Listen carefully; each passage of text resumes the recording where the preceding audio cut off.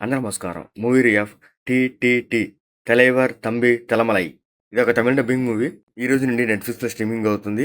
ఇదొక village comedy drama movie.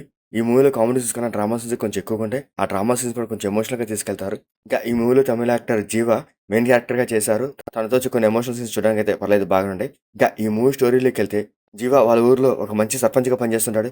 ప్రజలకి ఎటువంటి సహాయం కావాలన్నా కూడా తను ముందుండి చేస్తూ ఉంటాడు. అదే టైంలో 2 పక్కపక్కన ఉన్న ఇళ్లలో ఒక ఇంట్లో చావు, ఇంకొక ఇంట్లో పెళ్లి. ఇలాంటి కార్యక్రమాలు 2 పక్కపక్క ఇళ్ళకొస్తే ఎలాంటి ప్రాబ్లమ్స్ వస్తాయి? అది కాక ఆ 2 ఇళ్ళ వారికి ఒకళ్ళకంటే ఒకళ్ళకి పడదు. సో, ఇలాంటి టైంలోనే ఈ 2 కార్యక్రమాలు జరగటము అండ్ ఇంకా మన ఊరు సర్పంచ్ జీవా వాళ్ళిద్దరిని ఎలా మేనేజ్ చేశాడు, ఆ కార్యక్రమం ఎలా జరిపించాడు, ఏం చేశాడనేది ఈ మూవీ స్టోరీ. ఫస్ట్ 20 మినిట్స్ అవ్వంగానే మనకు స్టోరీ పాయింట్ అనేది క్లియర్‌గా అర్థమైపోద్ది.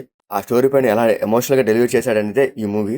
ఆ స్టోరీ పాయింట్ తగ్గట్టుగానే ఈ మూవీలో కొన్ని ఎమోషన్ సీన్స్ పెడతాడు. అవి చూడడం కూడా బాగుంటాయి.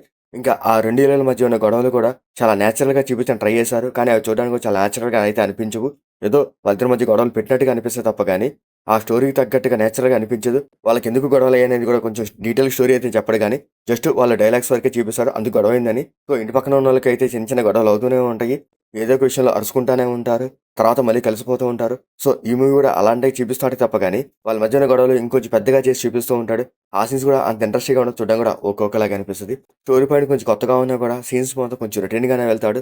సో, ఆ గొడవలు కూడా ఏదో ఉన్నట్టుగా క్రియేట్ చేస్తాడు తప్ప గానీ, వాళ్ళ మధ్య ఉన్న గొడవలు ఎమోషనల్‌గా అయితే ఏం చూపిచ్చడు. క్లైమాక్స్ కూడా అలాగే ఉంటది. క్లైమాక్స్‌లో ఒక పెద్ద గొడవ అయితే పెడతారు. ఆ గొడవ సీన్ కూడా అంత హైలైట్‌గా ఏమి అనిపించదు. ఒక క్లైమాక్స్‌లో ఒక రొటీన్ ఎమోషనల్ పాయింట్ పెట్టుకున్నారు. ఆ ఎమోషనల్ పాయింట్‌తోనే ఈ మూవీ ఎండ్ చేసేస్తారు.